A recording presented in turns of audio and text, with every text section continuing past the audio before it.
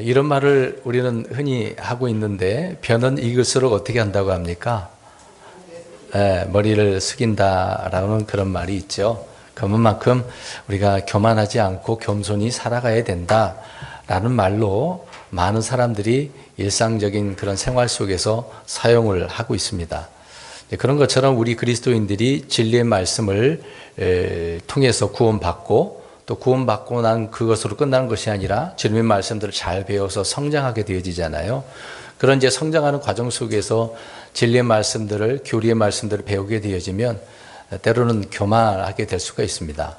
우리는 진리를 배우면 배울수록 더욱더 겸손히 나 자신을 살펴보고 또 주님 앞에 내가 어떤 사람이 되어야 되느냐라는 그런 자세로 우리가 살아가야 되는 것이죠.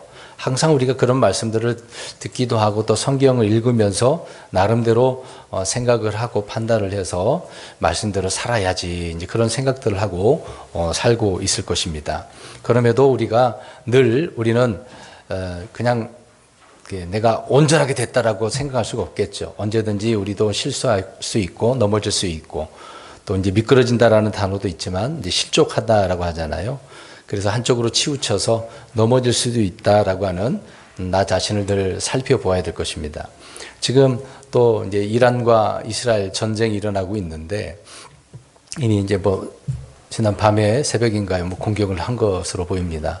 이 문제로 또 많은 사람들이 성경과 연관시켜서 종말에 대한 이야기를 하려고 할 수도 있을 것입니다. 분명히 유튜브에 이제 그런 것들이 올라오게 될 것인데 오늘 지나오면 그렇게 나올 것으로 예상이 되어집니다. 굳이 우리는 거기에다가 신경 쓸 필요가 없다라고 하는 것을 좀 이야기 드리고 싶어요. 자꾸 여기저기서 전쟁이 일어나고 저기에서 그리스도가 있다 없다 그런 말 하면 믿지 말라 그러지 않았습니까? 당장 주님이 오신다 그러면 감사할 일이지만 꼭 그런 건 아니잖아요. 러시아와 우크라이나 그런 사태, 이 전쟁도 지금까지 질질질 끌어가고 있는데 그때 고가 마곡 전쟁으로서 이제 주님이 오실 때가 다 됐다. 이제 그렇게 유튜브를 통해서 인터넷을 통해서 떠들어댔는데 주님이 안 오셨잖아요. 좀 건전하게 안정적으로 이제 일상생활을 하면서 믿음으로 살아가야지. 이제 그런 얘기만 갑자기 어디서 저기 누가 떠들어대고 유튜브에 어땠다 저땠다 그런 말들을 들으면은 사람들이 흔들리거든요. 많은 성도들이 그런 문제로 혼란스러워합니다. 그만큼 중심이 없는 거고 말씀에 대해서 제대로 서 있지 못하기 때문에 누가 한 말에 의해서 이리저리 흔들리는 사람들이 많이 있는 거죠. 우리 성도님들은 그러지 않았으면 좋겠습니다. 올바른 그리스도인들은 그런 데 신경 쓰지 않습니다. 매일매일 말씀으로 내가 어떻게 살아가느냐, 말씀 중심으로 살아가는 그 부분을 신경 쓰지 다른 그런 부분에 시사적인 건 사회적인 일들에 신경을 쓰지 않는다 그런 얘기입니다. 근데 뭘 또 이야기하려고 하냐면 이 전쟁 얘기를 꺼내면서 이제 그걸 성경적으로 연결하려고 하는 게 아니라 사실상 저 하마스나 이란 같은 경우에도 보면 먼저 잘못한 자들은 누굽니까? 이스라엘인가요? 기사 안 읽어보셨나요? 이스라엘은 사실상 먼저 공격하지는 않았습니다. 그들이 먼저 테러를 저질렀고 공격을 했기 때문에 그거에 따른 이스라엘이 보복을 한 것이죠. 근데 그것을 놓고 이제 그들이 오히려 더 이스라엘이 나쁜 놈이다라고 주장을 하고 있는 거죠. 사악한 집단이라고 그렇게 표현을 하면서 이제 보복을 하는 것을 보게 되어집니다. 참 앞뒤가 안 맞잖아요. 그들의 이중성. 이제 그런 얘기를 오늘 이제 말씀을 하려고 하는 부분인 것인데 자기들이 잘못한 것을 생각을 하지 않고 자기들이 잘한 것만 또 피해 본 것에 대해서만 피해자 코스프레 한다라고 하는 것처럼 그렇게 나타나고 있다라는 것입니다. 꼭 그렇지만 꼭 하마스나 이란만 그런 게 아니죠. 이슬람 국가들만 그런 게 아니라 우리가 또 그걸 좁히고 이야기해 보면 이스라엘도 마찬가지잖아요. 이스라엘 사람들은 어떨까? 오늘 이제 예수님께서 이 땅에 오셨을 때 자기 백성 유대인들 이스라엘 백성들이 하는 그런 모습들을 볼 때 이건 앞뒤가 안 맞는 모습들을 보면서 주님께서 책망도 하시고 오늘 이제 그들을 향하여 위선자들이라고 이야기하고 있습니다. 이제 오늘 이 이야기를 하려고 하는 거거든요. 그러면 또 이스라엘만 우리가 생각해서는 안 됩니다. 우리 그리스도인들은 어떨까요? 처음에 제가 얘기했던 것처럼 변은 익을수록 어떻다고 그랬습니까? 머리를 숙여 겸손해야 되는 것처럼 우리 그리스도인들도 이런 진리의 말씀들을 배우고 깨닫고 또 역사적인 것을 통해서도 성경이 지식, 이제 성경적인 지식과 역사 지식이 생기잖아요. 그러면 그럴수록 더욱더 겸손히 살아가야 되는데 불구하고 자기 잘못은 생각하지 않으면서 남이 잘못한 것만, 좀 다 찾겠습니다만 티만 보며 살아가는 그런 자들이 많죠. 그래서는 안 된다라고 하는 부분을 우리가 살펴보려고 합니다. 그리고 우리가 이제 그러면 우리 그리스도인들이 핍박받으면 맨날 그냥 핍박만 받아야 되느냐? 이제 그런 얘기를 할 수도 있을 것입니다. 사실 그러면은 우리가 믿음대로 올바르게 살고 있는데 나는 잘못도 안 했는데 핍박받는 경우가 있지 않겠습니까? 이제 그럴 때 어떻게 대처해야 되느냐라고 할 때 고린도후서 13장 8절에 이런 말씀이 있습니다. 우리는 진리를 대적하는 어떤 일도 할 수 없고 진리를 위해서만 할 수 있노라라는 말씀이 있거든요. 그러니까 진리의 문제를 놓고 공격을 받으면 우리가 그 부분에 대해서 저항을 할 수가 있는 거겠죠. 그 진리를 위해서 우리가 대적할 수 있다라고 말을 하고 있습니다. 그 외에는 해서는 안 된다. 그래서 우리가 이제 사도들뿐만 아니라 역사적으로 보면 믿음의 사람들은 항상 핍박만 받았습니다. 진리 외에는 이렇게 저항하지 않았다라는 것을 우리는 알 수가 있는 거죠. 그러나 지금의 입장에서 보면 많은 그리스도인들이 저항을 많이 합니다. 진리가 아닌데도 불구하고 그것이 자기들이 주장하는 이념을 가지면서 그 이념을 가지고 이게 진리다. 또 다른 성경 외의 하나의 그 법을 만들어 놓는 거죠. 자기만의 그 기준을, 판단 기준을 만들어 놓고 이대로 안 하면 너희는 적이다, 원수다. 그래서 공격을 저항하는, 대적하는 그런 모습들을 보게 되어집니다. 우리는 이제 그렇게 하지 말자라고 하는 부분인 것인데, 일단 말씀드리고자 하는 부분은 진리가 아닌 이상은 우리가 그렇게 대적할 수 없다. 어떤 핍박을 받는다 하더라도 받아야 하는 입장이 우리 그리스도인들인 거죠. 이제 그런 면에서 성경은 우리 이들 그리스도인들 보고 그렇게 살라라고 말씀을 하고 있는 것입니다. 어찌 됐든 간에 우리가 일상적인 그런 삶 속에서 이제 우리가 진리를 많이 알고 또 주님을 많이 안다라고 할 때 어떻게 살아가야 하느냐라고 하는 부분이 것이거든요. 이스라엘 백성들이나 저 하마스나 이란 사람이나 세상 사람들은 다 이렇다 하더라도 우리 그리스도인들만큼만 그렇게 해서는 안 된다라고 하는 부분이거든요. 오늘 예수님께서 위선자들에 대한 이야기를 하고 있습니다. 6절 말씀을 읽었는데 1절부터 그냥 눈으로만 보십시오. 바리새인들과 서기관들이 있어요. 그 중에 이제 어떤 자들이 이제 예수님께 같이 이제 왔습니다. 그분께 같이 왔어요. 이제 그 부류들이 주님께 왔습니다. 이제 와서 보니까 제자들이 하는 어떤 행위가 있었어요. 이제 그들이 보는 입장에서 뭔가 잘못된 거죠. 2절 보면은 제자들 중 몇 사람이 더러운 손, 곧 씻지 않은 손으로, 이게 씻지 않았다라고 할 때 그들의 입장에서는 더럽다라고 하는 표현이죠. 그러니까 씻지 않고 빵을 먹었다. 이제 어떤 음식을 먹은 거죠. 근데 그들은 주식이 이제 빵이니까. 빵을 먹는 것을 보고 이들이 이제 흠을 잡았다는 얘기죠. 왜 그러냐면 그들은 그렇게 했다는 거예요, 안 했다는 얘기예요. 이제 3절부터 그 얘기가 나옵니다. 이제 자기들 나름대로 기준이 있는 거죠. 그들 나름대로 전통을 세운 겁니다. 그래서 3절 보니까 바리새인들과 모든 유대인들이 장로들의 전통을 지켜라고 이야기합니다. 그러니까 온 유대인들이 다 그렇게 했다는 얘기예요. 여기 써 있지 않습니까? 바리새인들과 모든 유대인들이라고 그랬습니다. 이들이 이게 성경 말고 율법 말고 따로 전통을 만들어 놨다는 얘기죠. 이제 그 전통을 가지고 흔히 이제 탈무드 같은 이제 그런 부분이 있거든요. 그것에 보면 이제 그 내용 중에 하나가 항상 밖에 나갔다 오면 손을 어떻게 했다는 얘기예요. 씻었다. 깨끗하게 씻고 음식을 먹었다라고 이야기하고 있는 거죠. 이런 법을 이제 만들어 놓은 것입니다.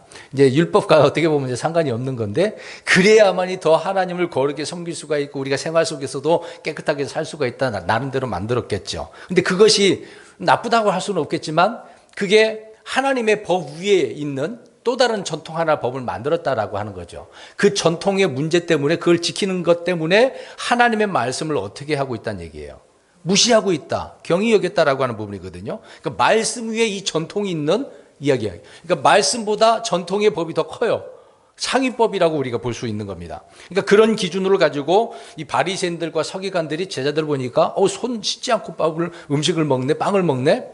그래서 흠잡고 이 부분을 예수님께 이제 질문을 던지는 거잖아요. 근데 사실상 이제 4절 보면은 손만 씻지 않는 것도 문제가 아니라 잔도 씻어야 되고 단지도 씻어야 되고 놋그릇과 상도 씻어야 된다라고 이야기합니다. 이 외에 그 밖에 많은 것들이 있다라고 성경은 말씀을 하고 있습니다. 그러니까 그 당시에 전통이 굉장히 많았다는 얘기예요. 그러니까 왜 이런 일이 벌어졌겠습니까? 역사적인 것을 우리가 좀 이해를 해야 되는데, 느헤미야 시대 때를 우리가 좀 생각해야 됩니다. 바벨론 포로로 잡혀가서 70년 만에 일부가 돌아왔잖아요. 돌아와서 보니까 우리가 잘못했다, 우상을 섬겨서 이렇게 하나님께 큰 심판, 책망을 받았기 때문에 이제 우리는 말씀으로, 율법으로 살아야 된다. 그래서 그 율법대로 이제 이방 여인과 결혼을 했는데 그 이방 여인과 자녀들을 어떻게 해버렸습니까? 쫓아내버렸어요. 쫓아내버렸습니다. 그럴 정도로, 그러니까 율법을 철저히 지키자는 그런 의무감과 그들의 나름대로 법을 또 세워서 율법 플러스 이제 이런 전통을 하나 둘씩 만들기 시작했던 거죠. 그렇게 하면 하나님을 더 어떻게 할 줄 알고요. 잘 섬기는 것처럼, 잘 경배하는 것처럼 그들 나름대로 만들었다는 얘기입니다. 그래서 그들이 그렇게 하다 보니 시간이 한참 흘러서 보니까 많은 사람들이 그렇게 살고 있는 거예요. 주님이 오실 때 보니까 내가 말한 거하고 다르네? 이제 그런 얘기를 하고 계시는 거죠. 분명히 율법이 없는 건데 저놈들이 전통을 만들어 놓고 이렇게 하네? 꼭 손을 씻어야 된다고 하네? 이제 그렇게 얘기합니다. 거기까지 좋다는 얘기예요. 근데 문제는 그들이 그렇게 세워놓은 법을 가지고 하나님의 말씀의 법을 우습게 여기니까 주님께서 이 부분을 놓고 책망을 하시는 거죠. 그래서 이들이 이 부분을 놓고 주님께 물었단 말입니다. 당신의 제자들은 왜 손 씻지 않고 이게 장로들의 전통대로 하지 않느냐? 이제 그런 얘기하죠. 이 부분만 딱 질문하는 걸 보면은 우리는 얼마나 의롭게 사는지 알아? 우리는 장로들의 전통대로 이렇게 살고 있어. 굉장히 자부심을 가지고 긍지를 가지고 이야기를 하고 있는 거죠. 근데 예수님께서 그들에게 오늘 이제 6절 말씀 읽었습니다만은 잘 보시기 바랍니다. 대답을 합니다. 그들을 향하여 어떤 자들이라고 부르고 있습니까? 위선자들. 그러니까 주님이 뭔가 이 단어 하나만큼 딱 이제 말하는 거 보면은 이 사람들이 어땠다라는 것을 알 수가 있는 거죠. 이사야가 이제 그 당시에 과거에 남유다에 있는 이스라엘 백성들을 통해서 이제 말씀을 하죠. 그들을 향하여 이제 위선자들이라고 하고 있는데, 이제 과거에도 과거에 그랬던 이스라엘이 지금도 예수님 때에도 어떻게 하고 있었다는 얘기예요. 이제 6절 끝부분에 이 백성이 입술로는 공경을 해. 주님 사랑합니다. 주님밖에 없습니다. 주님을 신뢰합니다. 주님, 주의, 우리 흔히 이제 개신교에서 주여, 주여, 얼마나 주의 이름을 부르겠습니까? 이건 뭐 나쁘다고 할 수가 없는데, 그러니까 입술로는 그렇게 한다는 얘기예요. 문제는 그 뒤에, 입술로는. 마음은 하나님에게서 어떻다는 얘기예요. 멀다. 예전에, 몇 주 전에 이제 동상이몽 이야기 했습니다만은, 같이 있는데 다른 거, 예? 그런 것처럼 마음은 멀어요. 입술로는 주님 그러는데 마음은 다른 흔히 이제 콩밭에 가 있다고 한 것처럼 자꾸 마음은 다른 데 있어요. 앞뒤가 안 맞는 거죠. 그러니까 이런 자들을 볼 때 주님은 어떤 자들이라고 표현하고 있습니까? 위선자들이다. 입하고 마음하고 다르다는 얘기죠. 일치해야 되지 않습니까?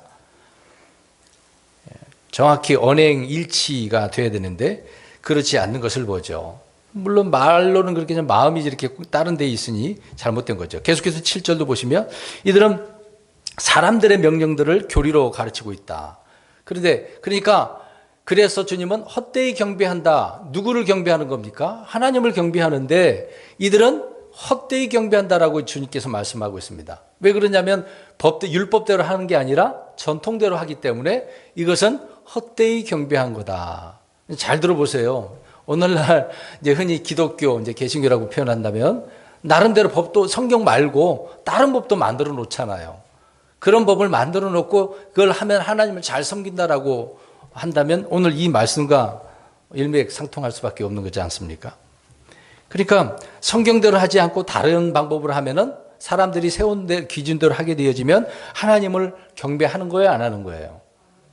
아니, 말씀대로 보세요. 제가 틀리만 하는 게 아니고 정확하게 대답해 보세요. 경배하는 건 아니잖아요. 말씀대로 해야 되잖아요. 그래서 8절에 하나님의 명령을 버리고 율법을 버린 거 아닙니까?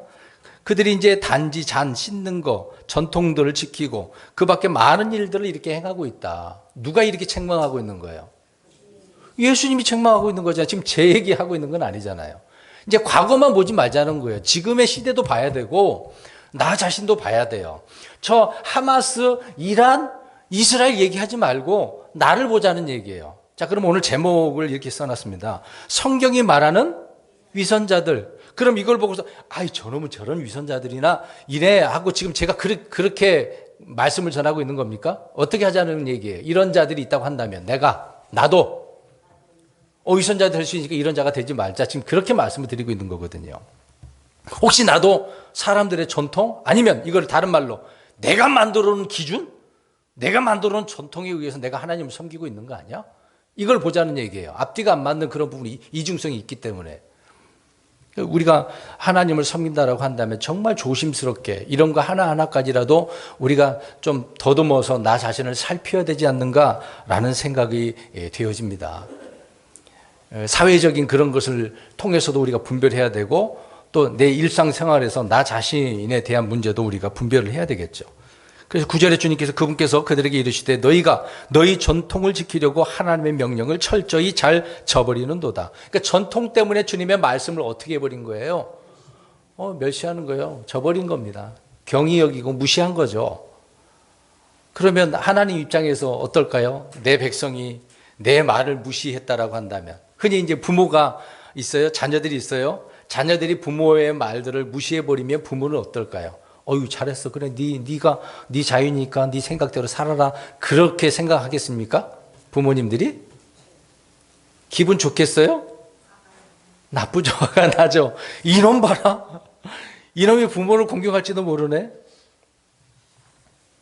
누구나 다 그런 마음을 갖습니다. 그 자녀도 나중에 자녀를 낳고 한번 살아보세요. 자녀가 그러면 똑같은 마음 갖는 거죠. 위선자들.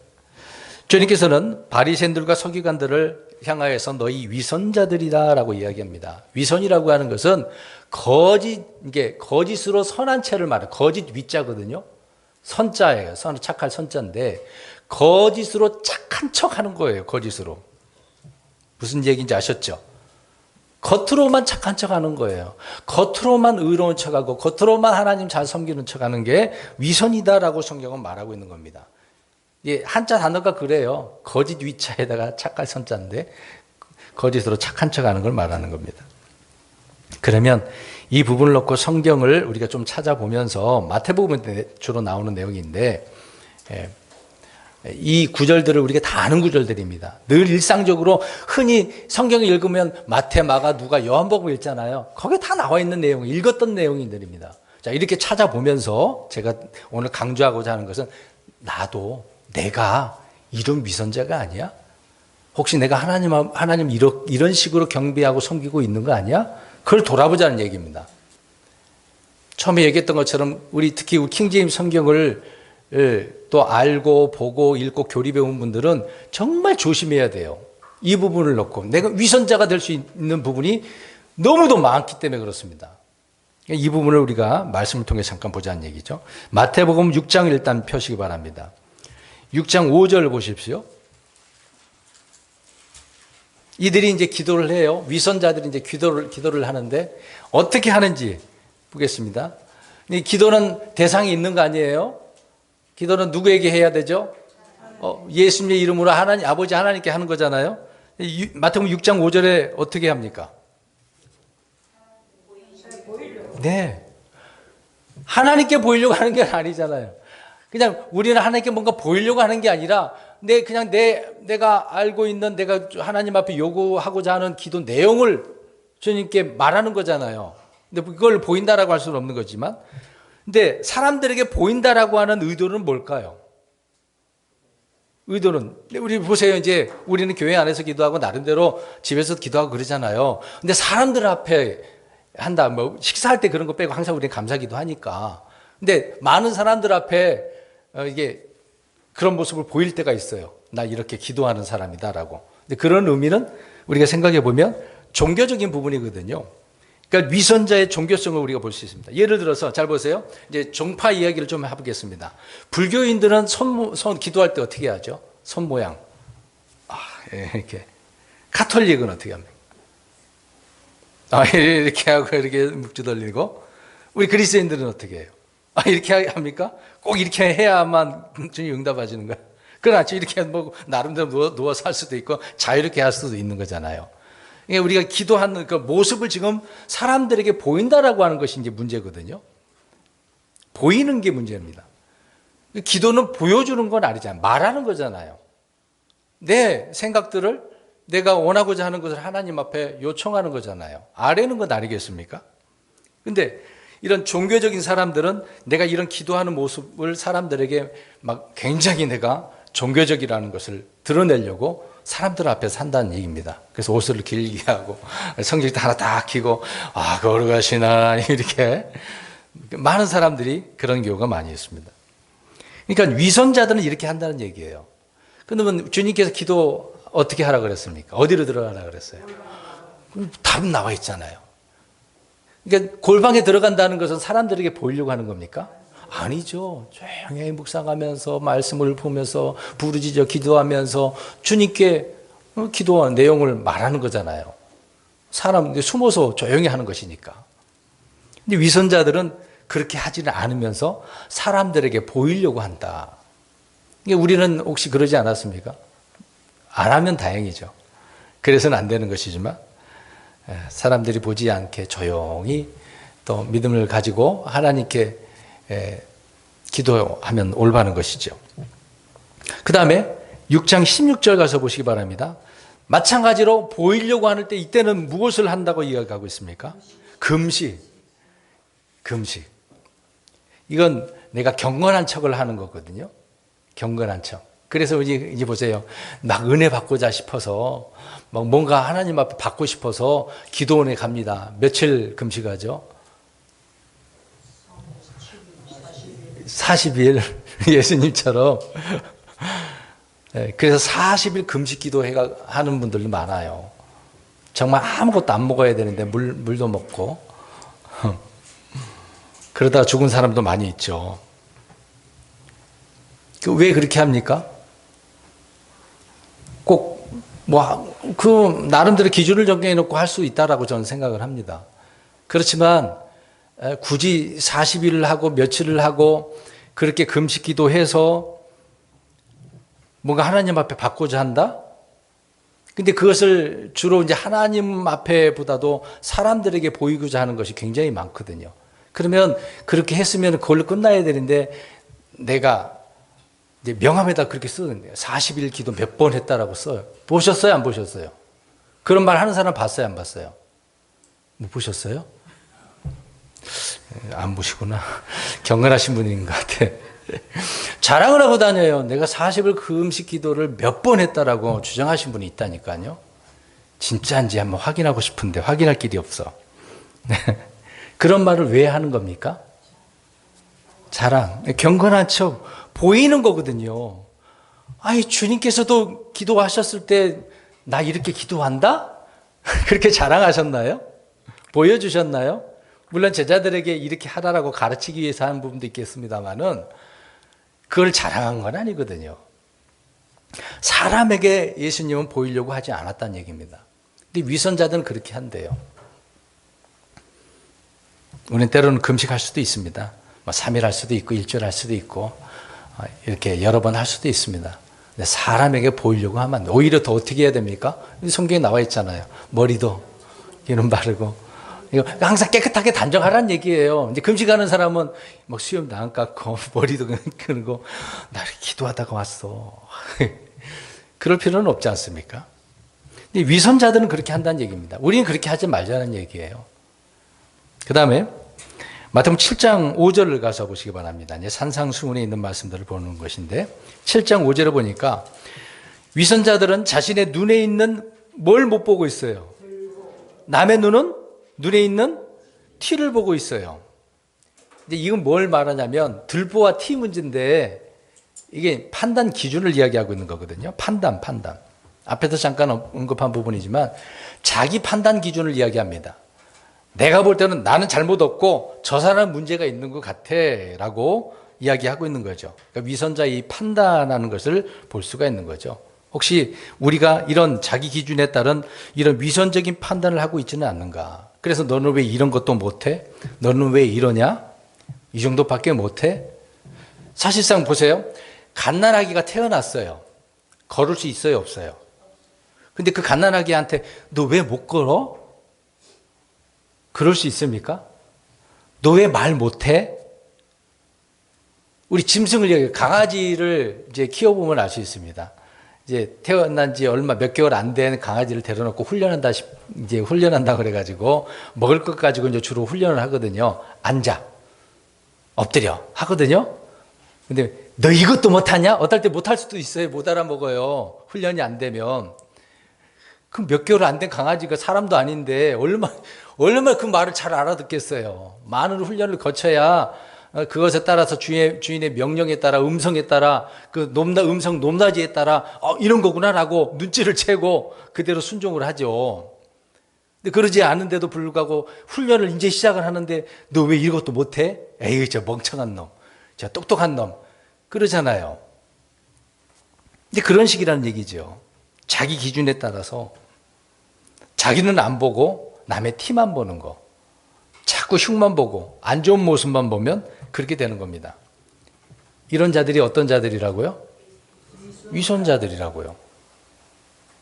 그러지 말자는 거예요. 우리는 이 부분에 대해서 많이 좀 생각을 많이 하셔야 됩니다. 그렇게 판단할 때가 많이 있기 때문에 그러는 것이죠. 그 다음에 마태복음 16장 3절 가서 보시기 바랍니다. 하늘에 먹구름이 탁 막 몰아치고 있어요. 그러면 어떻게 됩니까? 비가 와요. 하늘의 모습을 딱 보고서 분별하잖아요. 비가 오겠구나. 근데 뭘 분별하지 못한다고 이야기합니까? 예, 시대의 표적들. 시대마다 어떤 표적이 있어. 그러면 이제 예수님 때 그 당시에 예수님이 표적이 돼서 오신 거잖아요. 그들에게 보여주지 않습니까? 많은 표적들을 보여줬어요. 지금 이 시대의 표적, 주님이 오셔서 메시아가 왔다라고 하는 표적들을 보여줬으니까 분별해야 되잖아요. 일기를 보면서 이렇구나 저렇구나 덥겠다 비가 오겠다 시원하겠다 춥겠다 그거는 분별하는데 왜 시대의 표적은 분별하지 못하냐. 구별하지 못하는 분별력이 없는 것을 이야기를 해주고 있는 것이죠. 그러면 보겠습니다. 그러면 이 먹구름이 온다라는 지식이 어떻게 생겼겠습니까? 직접 그렇게 경험했겠죠. 누군가를 통해서 배워서 먹구름이 몰려오면 비가 많이 온다. 실제 이제 보니까 그랬구나. 경험하게 되어지는 거죠. 그러니까 이제 경험적인 부분에 대해서는 내가 분별할 수는 있어요. 그러나 시대의 표적 같은 경우는 어떻습니까? 쉽게 경험할 수 있는 건 아니거든요. 근데 그럴 때는 분별하기가 어려운 것이죠. 근데 위선자들은 시대의 표적을 분별하지 못한다라고 이야기합니다. 내가 경험한 것만, 내가 아는 것만 분별하고 있는 거죠. 그러다 보니까 전에 마태복음 7장 5절 말씀처럼 남의 티만 보이는 거거든요. 자기는 못 보면서. 이런 식으로 신앙생활을 해서는 안 된다라고 말을 하고 있는 겁니다. 그 다음에 계속해서 이번에는 마태복음 23장을 쭉 펴보시기 바랍니다. 여기서 많은 내용을 주님께서 말씀을 하고 있는데 지금 이렇게 성경 찾고 있는 부분을 잘 이해를 하셨으면 좋겠습니다. 우리는 위선자들이 되어서는 안 돼요. 진리를 배웠으면 더 겸손해야 됩니다. 23장 13절에 보니까 이제 사람들 이제 전도를 하려고 돌아다녀요. 하늘의 왕국을 이제 사람들에게 이제 알리고 전도를 하려고 하는데 그 들어오려고 하는 사람들을 어떻게 했다라고 이야기합니까? 가로막아서 또 자기 자신들도 들어가요, 안 들어가요? 아니 왜 안 들어가지? 자기들도 안 들어가고 다른 사람들도 못 들어가게 막고 있는 거예요. 들어가지 마. 그러면 그 당시에 이제 하늘의 왕국으로 들어간다면 지금 우리는 이제 하나님의 왕국이잖아요. 영적인 왕국이잖아요. 이때는 이제 실제적인 왕국을 이야기하는 부분이지만 주님이 왕이시고 왕국을 만들어 놨으니 백성도 들어와야 되잖아요. 근데 이 위선자들은 글로 들어가기를 자신도 하지 않을 뿐더러 들어가려고 하는 자들을 못 들어가게 막는 거예요. 그러니까 구원의 걸림돌이 되는 거죠. 나 구원받고 싶어요. 예를 들어서 그랬는데 구원받아서 뭐 할래? 교회 가서 뭐 할래? 그런 사람들이 있는 것처럼 이런 자들이 있다는 얘기입니다. 위선자들이 그렇다는 얘기죠. 이게 자기가 내가 허락해야 돼. 내 허락 없이는 안 돼. 뭐 터줏대감인가요? 완장 하나 차가지고 대단한 것처럼 이런 사람들이 많이 있습니다. 교회 안에서도. 나 없으면 안 돼. 나를 통해서 들어가야 돼. 그렇게 주장하는 분들이 많이 있는 거죠. 그래서 구원의 걸림돌이 되는 이런 사람들이 위선자들이다라고 성경은 말씀을 하고 있는 겁니다. 그 다음에 23장 14절 보시기 바랍니다. 위선자들은 과부들의 집을 어떻게 합니까? 삼켜 재산을 착취한 거죠. 그러면서 거칠어놓은 길게 기도합니다. 이렇게 탐욕에 빠져 있는 자들이 하나님 앞에 막 주의 이름을 부르고 거룩한 척하고 앞에서 이제 기도 사람들에게 보이려고 막 그렇게 하고 있는 거죠. 이 위선자들은 이렇게 하고 있다라고 이야기합니다. 이제 과부들 얘기 보세요. 이제 남편이 죽었어. 그럼 이제 과부가 되는 거잖아요. 그러면 이제 재산이 있을 수 있지 않겠습니까? 그 재산들을 어떻게 하라고 그래요? 이제 남편이 물려준 것이라고 생각을 하고 잘 사세요. 그러면 또 모르겠지만 어떨까? 요즘 이제 개신교에서 기독교라고 하는 곳에서 이제 이렇게 되신 분들이 있잖아요. 사별하는 분들이 있지 않습니까?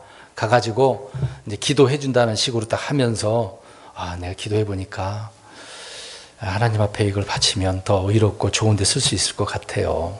하나님 앞에 바치십시오. 얼마를 바치세요. 그런 분들이 있어요. 이게 지금 무엇을 하는 겁니까? 그만큼 구절처럼 과부들의 집을 삼키는 거죠. 그 재산을 교회에다가 헌금하라고, 얼마를 바치라고. 또 다른 식으로 또 표현한다면 갑자기 재건축이 돼가지고 좀 보상을 많이 받았어요.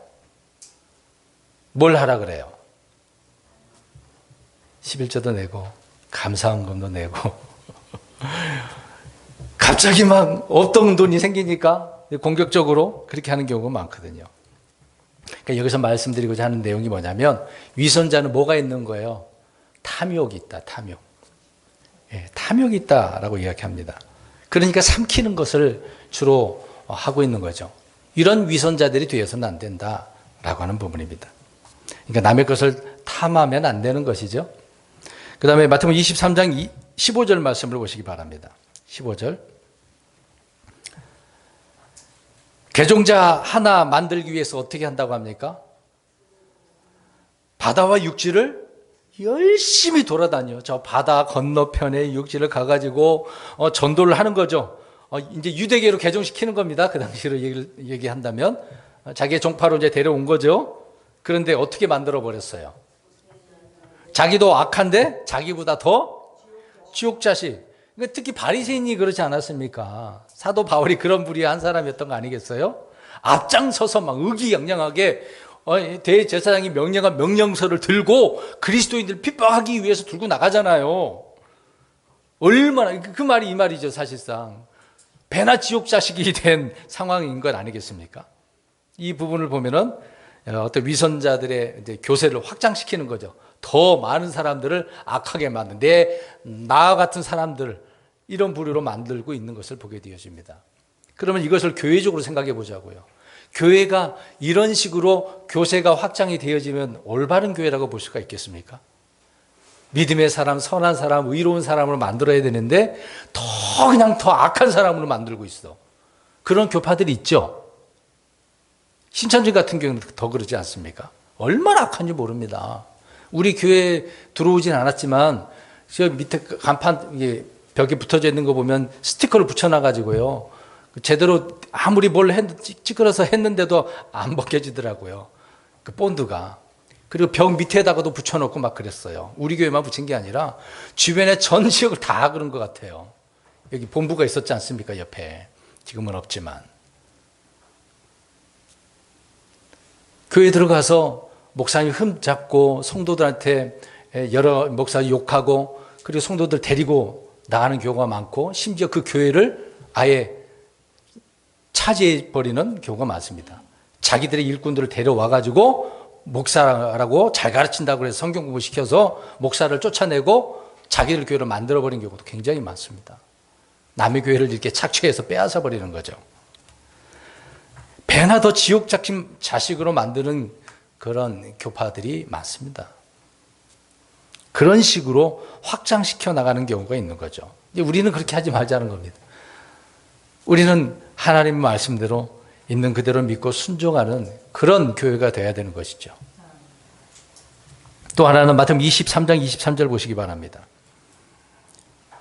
23장 23절 읽어보겠습니다. 23장 23절 시작.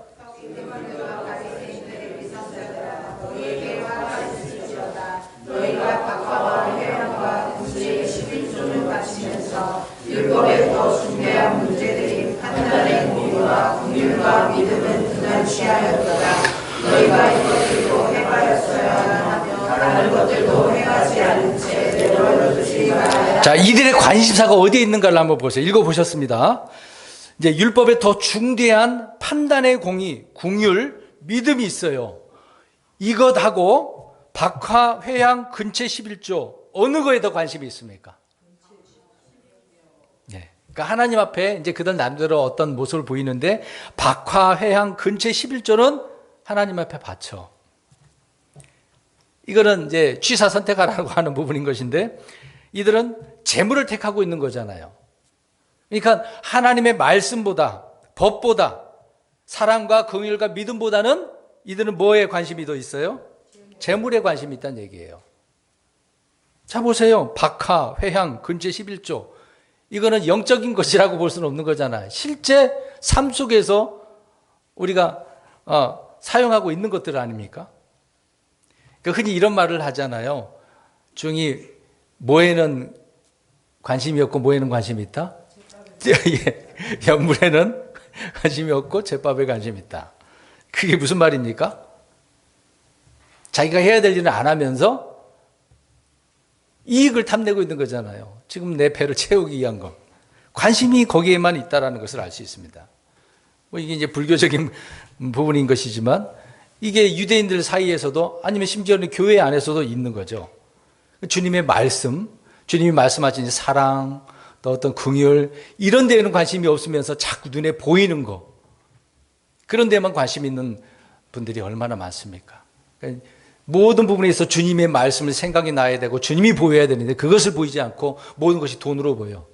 예전에 이런 것이 있었어요. 이제 제가 면허를 따고 이제 운전을 하다가 처음에 이제 사고를 많이 냈습니다. 제대로 하지 못해가지고 이제 택시 차가 있는데 갑자기 앞에 가다가 탁 서버리는 거예요. 사람 태우려고. 너무 짧은 그 거리였기 때문에 저도 모르고 밟았지만 받아버렸거든요. 이 문제는 이제 돌아와서 이제 이런 사고가 났습니다. 얘기하니까 그 직장 상사가 이런 얘기를 하더라고요. 택시 기사는 사람이 돈으로 보여. 그런 표현을 하더라고요. 갑자기 누가 손들어. 사람으로 보이는 게 아니라 오늘 내가 저 사람한테 돈을 보니까 돈으로 보인다. 그런 얘기를 하더라고요. 아주 오래된 이야기입니다. 예.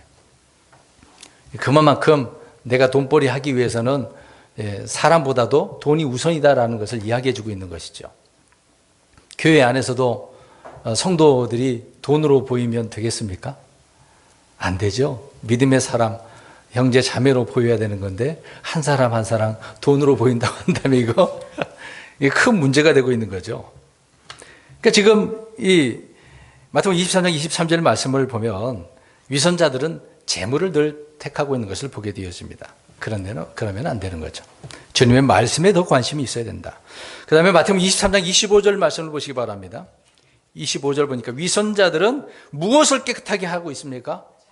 잔과 대접은 아침에 아까 쓴 말씀은 손도 씻고 잔도 씻고 그릇도 씻는다고 했잖아요. 그런 겉은 깨끗한데 그들의 속은 어떻다고 이야기합니까?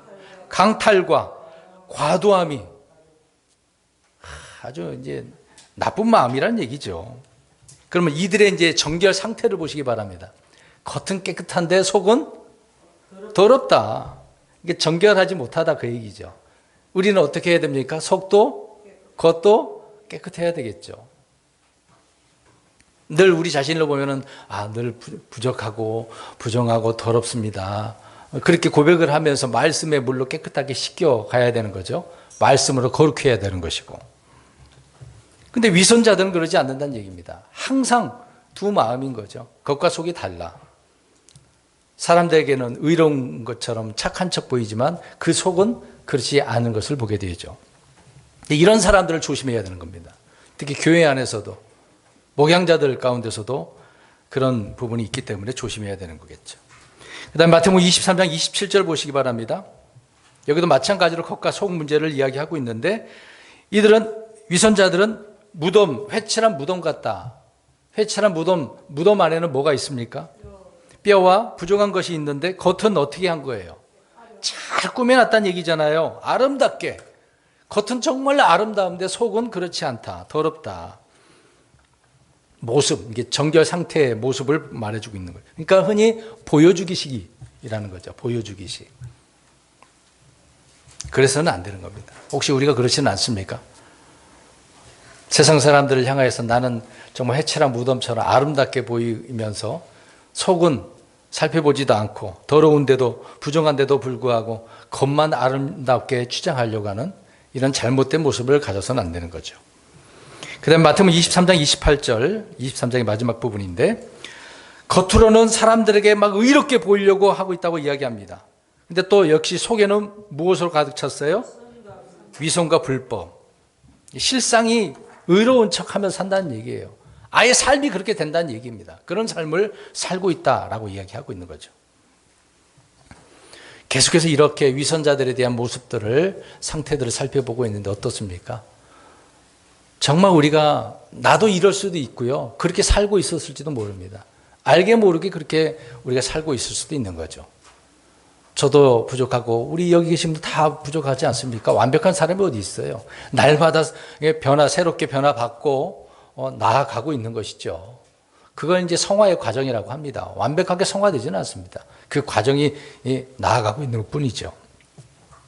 그 다음에 마태복음으로 넘어가겠습니다. 마가복음 7장 6절 보시기 바랍니다. 오늘 본문의 말씀이잖아요. 자, 입술로는 주님을 어떻게 하고 있습니까? 공경하고 있어요. 근데 마음은 멀어. 희한하죠. 입술이 그렇게 공경했으면 마음도 가까워야 되잖아요. 마음이 있는 곳에 뭐도 있어요? 보물? 재물이. 그리고 마음은 하나님께 둬야 되잖아요. 근데 입술로만, 그러니까 위선자들의 경배의 모습을 보여주고 있는 거잖아요. 주님 사랑합니다. 주님밖에 없습니다. 부인하지 않겠습니다. 이제 베드로 사도처럼 다른 사람 다 부인해도 나는 주를 부인하지 않겠습니다. 얼마나 자신만의 그 의지와 각오로서 그런 답변을 했겠습니까? 그만큼 나는 주님을 섬깁니다. 경배합니다. 주님밖에 없습니다라고 말을 하는 자들이 많잖아요. 근데 입술로만 하는 것은 위선적인 그런 경배의 모습이다라고 이야기합니다. 진실된 모습으로 주님을 섬겨야죠. 이 자리에 앉아서도 지금 여기 앉아서 말씀을 듣고는 있지만 그 말씀이 주님이 말씀하는 것처럼 들으시고 내가 어떻게 주님을 더 올바르게 섬길 것인가, 내가 어떠한 자로 설 것인가, 그런 자세로 있다고 한다면 감사할 일이지만 그러지 않고 이 자리가 막 힘들고 그냥 종교적으로 앉아있다고 한다면 문제가 있는 거죠. 이제 몇 구절밖에 안 남았습니다. 마가복음 12장 15절 보십시오. 12장 15절. 12장 15절입니다. 자, 그 내용을 보면 위선자들이 주님을 시험하고 있는 내용인데 이제 세금 이야기입니다. 세금. 카이사르에게 이제 공세 바쳐야 되는 것이 있는데 이거를 가지고 예수님을 시험하려고 나오는 거죠. 그래서 이제 얘기합니다. 이 공세를 바쳐야 되는 것이 율법에 맞습니까? 안 맞습니까? 바쳐야 됩니까? 안 바쳐야 됩니까? 대단한 질문이잖아요.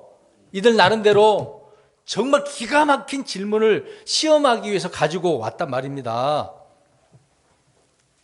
주님의 답변은 뭐였어요? 야, 너희들이 가지고 있는 동 좀 봐봐봐. 거기 누구 그림 그려져 있냐? 카이사르요. 그래. 그러면 카이사르의 것은 카이사르에게, 하나님의 것은 하나님에게. 정확한 답변을 주셨거든요. 그들은 놀랐습니다. 굉장히 난감한 상황이라고 생각했겠죠. 여기서 강조하고자 하는 것은 위선자들은 항상 이렇게 주님을 시험해요. 우리 이제 기도원 한번 생각해 보겠습니다. 하나님께서 기도원을 사용한다라고 하는데 못 믿겠어. 그래서 어떻게 하나님을 시험합니까? 자기 요청을 하는 거죠. 아침에 일어나서 보면 저 모든 지역이 막 이슬 맺히도록, 아니면 반대로, 아니면 소매만. 하나님을 시험하면 안 되죠. 사람도 시험해보고. 위선자들은 항상 주를 시험한다라고 이야기합니다. 우리는 어떻게 주님을 시험합니까? 주님이 우리를 시험하면 모를까? 우리 자신이 주님을 어떻게 시험하겠습니까? 나쁜 자세죠. 그 다음에 누가복음을 가보겠습니다. 누가복음 13장 15절입니다. 13장 15절. 여기 보면은 이제 안식일에 여자가 있는데 그 병든 여자를 주님께서 고쳐주신 내용입니다. 15절 그냥 눈으로만 보십시오. 병을 고쳐줬어요. 그렇지만 이것을 보고서 회당장 그 치리자가 나와가지고 안식일에는 병을 고치지 마세요 라고 이야기합니다. 그래서 예수님께서 그 얘기 하시는 말씀이죠. 이 위선자야. 이제 그래서 이런 말을 하잖아요. 어떤 얘기 하냐면은, 야, 너희들은 그 안식일에 짐승이 물 먹고 싶으면, 배가 고프면 어떻게 하냐? 물과 여물을 주지 않냐? 이제 그 얘기를 하고 있는 거잖아요. 근데 너희는 너희 자신을 위해서는 그렇게 하면서 왜 다른 사람을 위해서는 못하게 하느냐? 그런 답변을 해주고 있는 거죠. 그러니까 이 얘기입니다. 자기 짐승을 위해서는 그렇게 하면서도 사람을 위해서는 하는 일이 불법이라고 지금 이야기하고 있는 거예요. 내가 하는 것은 흔히 말하는 내가 하면 뭐다? 로맨스. 다른 사람이 하면은 참 이게 우스운 일이죠. 그러니까 위선자의 이중성을 이야기하고 있는 겁니다. 이중성. 이중성이 있어요. 혹시 우리가 그러지 않습니까? 주님 앞에나 우리 그리스도인들 사이에서도 이런 이중성을 보이고 있지는 않나요? 자기는 안 하면서 다른 사람한테 하냐 안 하냐. 그러면 안 되는 거죠. 그게 위선자들이라고 이야기합니다. 우리는 그렇게 되지 말자는 얘기죠. 마지막 한 구절 보겠습니다. 디모데전서 4장 2절입니다. 디모데전서 4장 2절. 우리는 이런 말씀을 기억을 하고 교회뿐만 아니라 가정에서나 일상생활에서 항상 이런 사람이 되어서는 안 되는 거죠. 4장 2절 읽어보겠습니다. 시작.